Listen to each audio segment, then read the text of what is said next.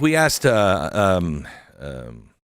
what's your name again? Bob. Yeah, Bob. Jason Buttrill, our chief researcher, former military intelligence, to stay in because or Bob. Or Bob, yes. Yeah, sometimes called Bob, Jeff, whatever.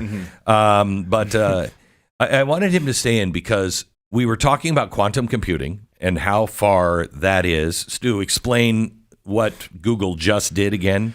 So they came out with a new chip. They've announced they have this chip called Willow.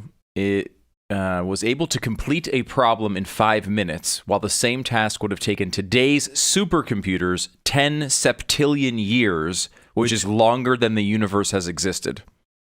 Okay. Okay. So, by the way, think of that. That's what that can do in 5 minutes. You have a problem you're dealing with, and you're like, you know what? Let me sleep on it. Do you know how long that is to a quantum computer?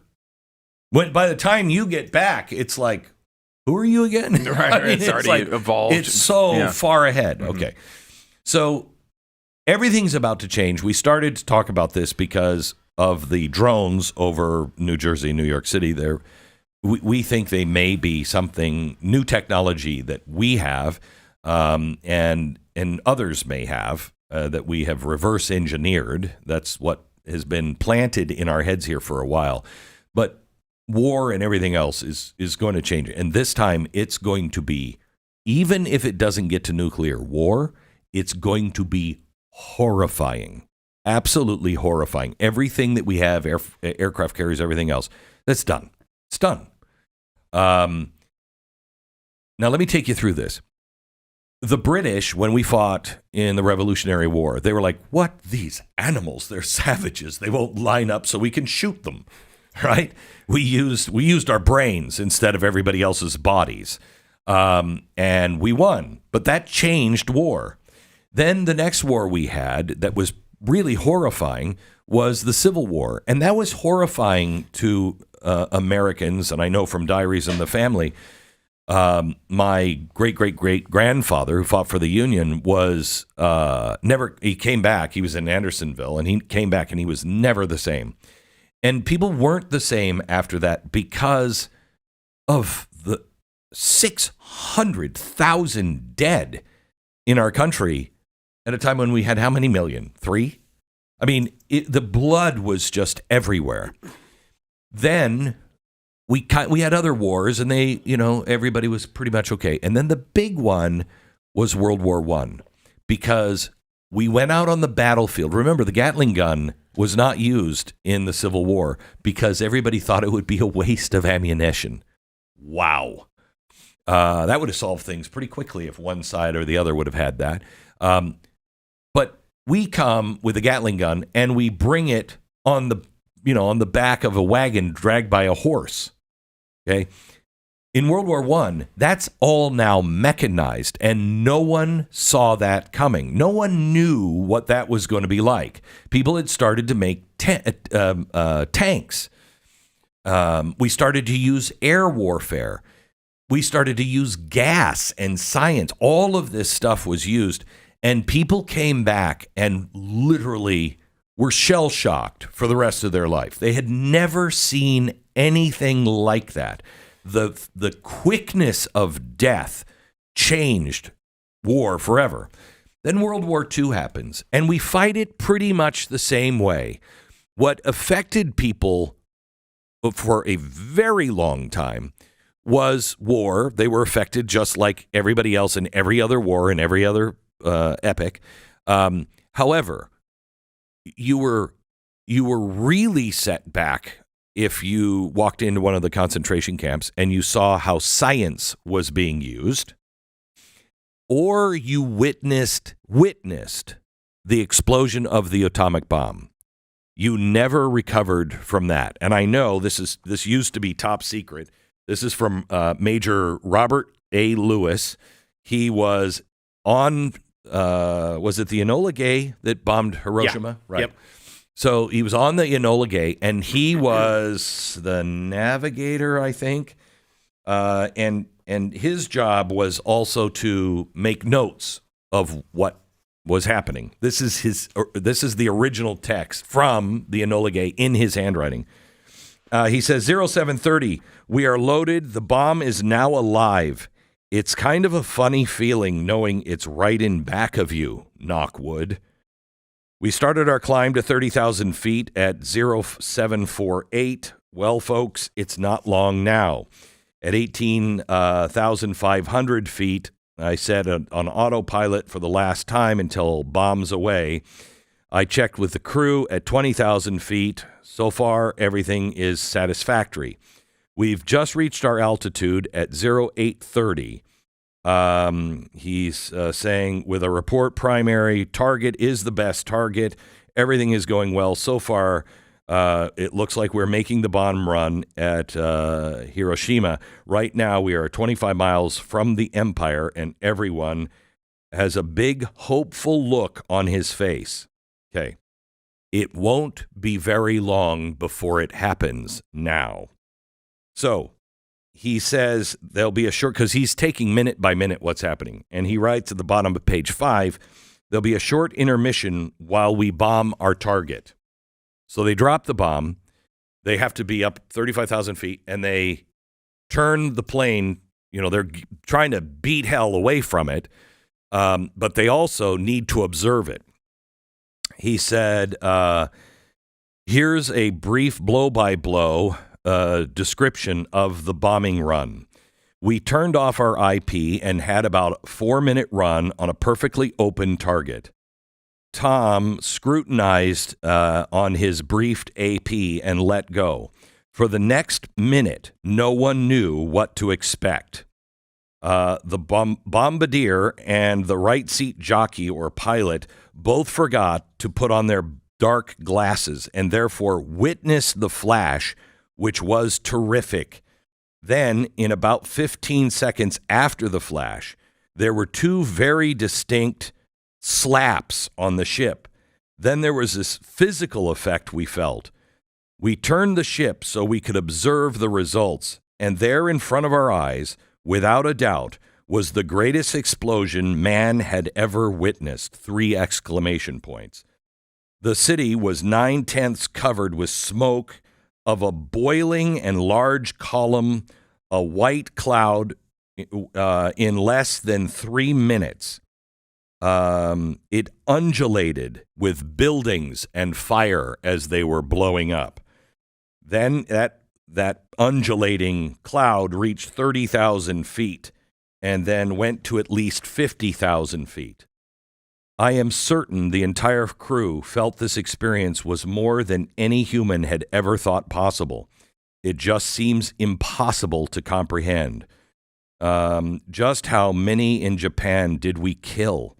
I honestly have the feeling of groping for words to explain this, or I might say, my God, what have we done? So right before they drop it, he says, we have smiles on our face.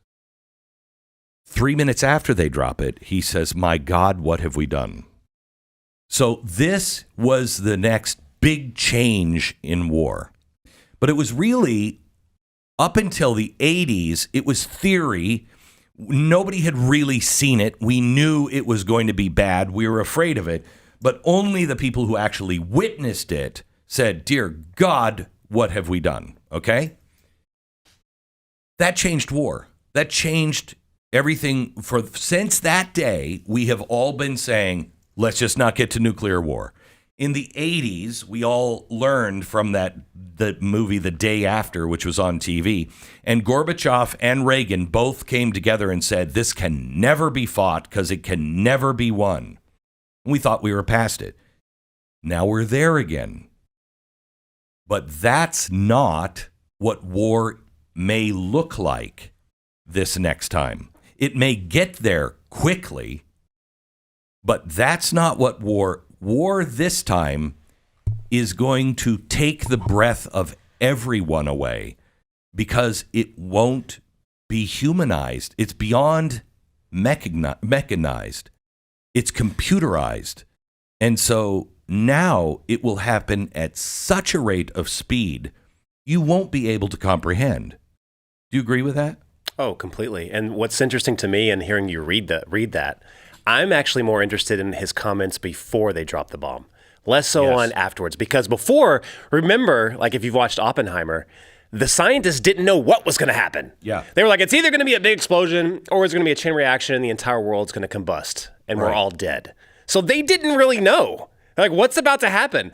Very similar today. And going along on your theory of we're getting rid of the old weapons before these new weapons are unveiled. These new AI weapons. They don't know what they're about to set off, what era this unleashes, what's going to happen.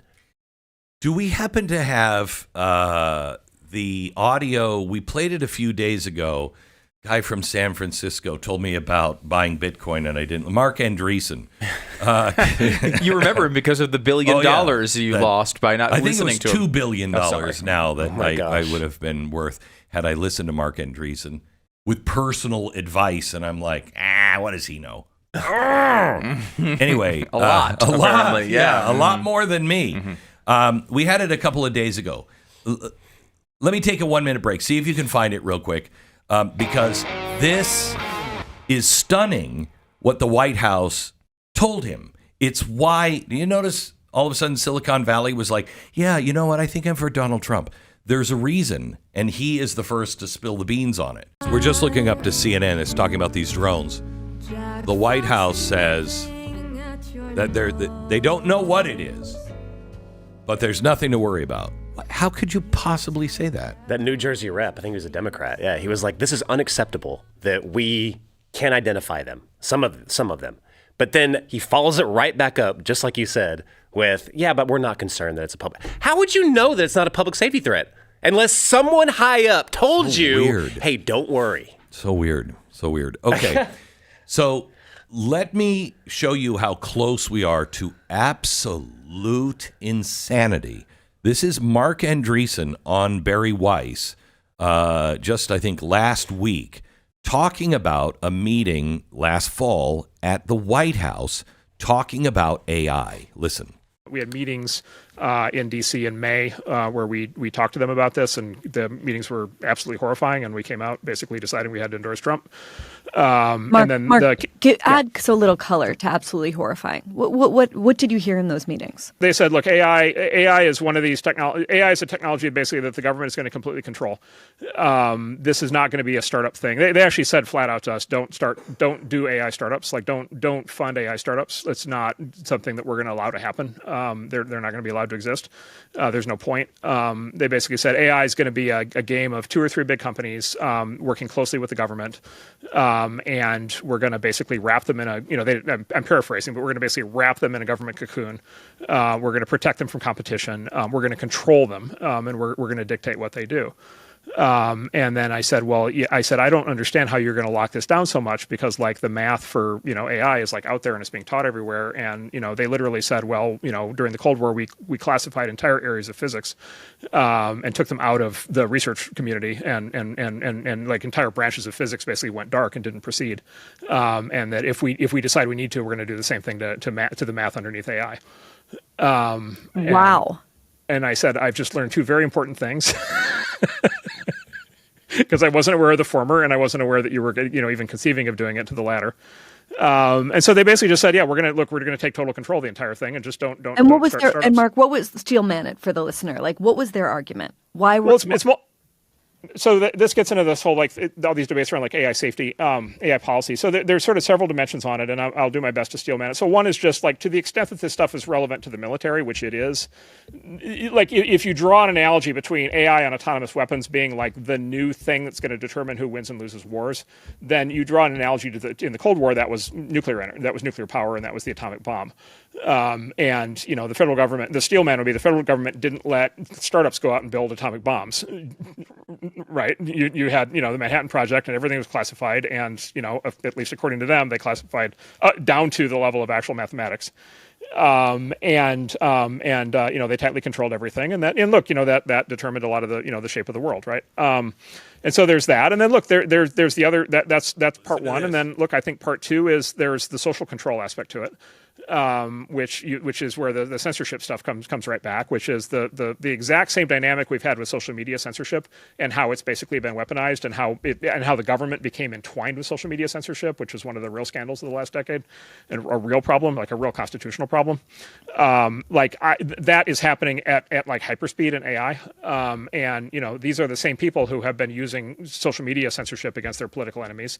These are the same people who have been doing debanking against their political enemies, and they basically, I think they want to use AI the same way. And then look, I think the third is, I think this generation of Democrats, the ones in the White House under Biden, they became very anti-capitalist, and they wanted to go back to much more of a centralized, controlled, planned economy. And you saw that in many aspects of their policy. But I think, quite frankly, they think that the idea that the private sector plays an important role is not high up on their priority list, and they think generally companies are bad and capitalism is bad, and entrepreneurs are bad, and they've said that 1,000 different ways. And they demonize entrepreneurs as much as they can. I did.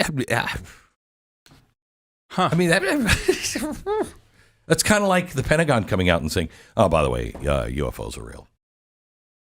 Let's move on.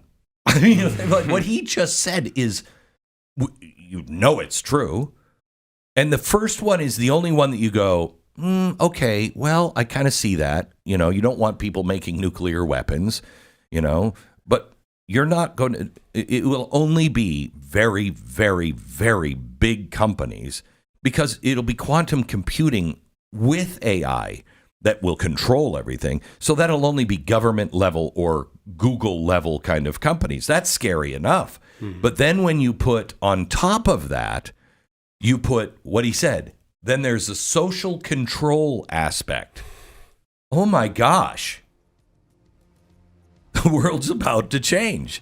And, where I started the show today was, we have to know the truth. This is why Doge and everything else is so important. They need to declassify all of this stuff. We need to know what we can trust, what's true, what's not, because otherwise everything runs out of our control entirely. And we need to be able to trust and know, are we being manipulated or not? And the answer right now is absolutely yes.